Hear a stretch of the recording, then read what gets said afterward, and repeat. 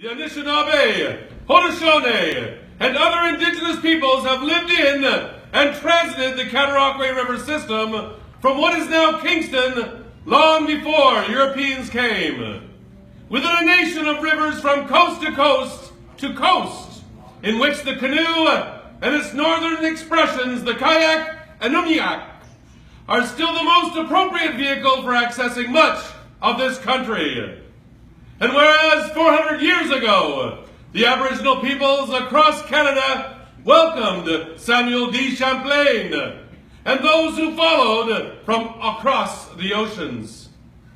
And whereas the canoe embodies the spirit of the natural materials from which it is made, and the essence of the people who have made them through the centuries, it was the vessel that was freely shared with newcomers by the Aboriginal peoples of this continent, and became integral to the building of Canada as it is today.